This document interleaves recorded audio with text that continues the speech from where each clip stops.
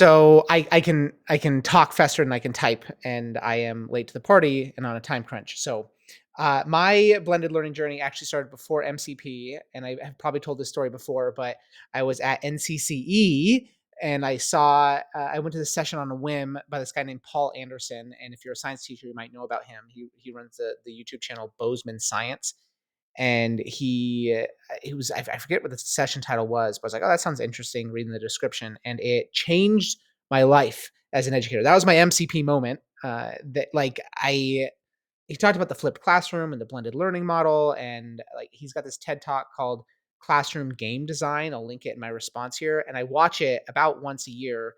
Just to help kind of ground myself and think about some of those things. I mean, it was just kind of that origin story for where and I remember going to dinner with my colleagues later that evening, just so amped up, just so excited. And I was like, I was a the fourth, fifth year teacher. And I was like, I didn't know you could teach like that. Like it just broke everything I thought I knew about the classroom. And I was still so early in my career that like I guess I'm still kind of early in my career, but it just made me rethink the classroom. And I remember thinking, why doesn't everybody do this?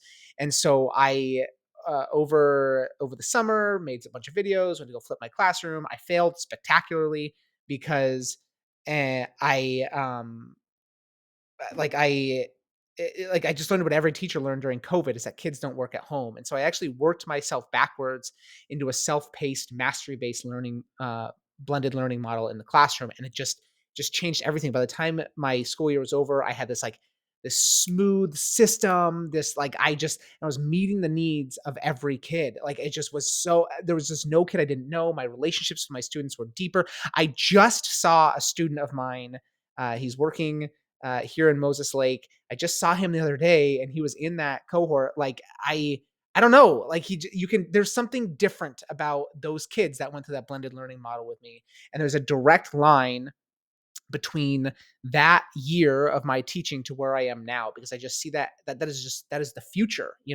And so like I think about my past self, where like I was doing my best and I was working really hard and I was learning and I was growing. But I remember like right before I went to this conference, actually I was walking through my classroom. I really prided myself on my relationships with my students, just being able to leverage those for deep learning.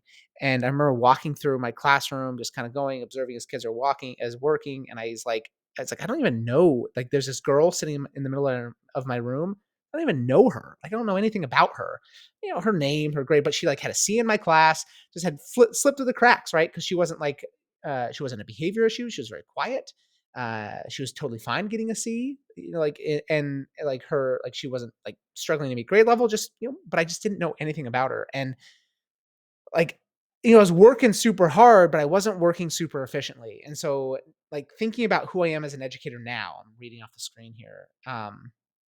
Like it just has shifted the way I see education. Like I think of myself, and as I work with teachers, I'm always like, it's not the answer to everybody's problems. But I think Kendra has said it multiple times. And I think she said it best. Like you can just find all these things that teachers complain about and go, oh, MCP can fix that. MCP can fix that. MCP can fix that.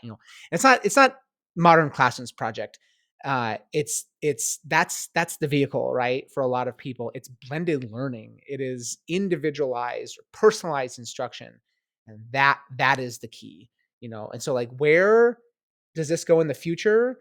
I got on a soapbox the other day talking to a group of people about alternative learning programs, about how I hate the fact that they're alternative learning, because that should be the pathway forward for every single kid, right? All these innovative teaching structures that we see in alternative schools, those are good for every kid. Those are good for every single classroom. And it shouldn't take this like specialized school to do those things. And so like, I don't know about a year from now. Oh, I guess I'll answer that question, but because that's cheating not to. But in the future, that's where I think we should go. I always say my dream is to live in a world where every kid is on an IEP. That's what I want.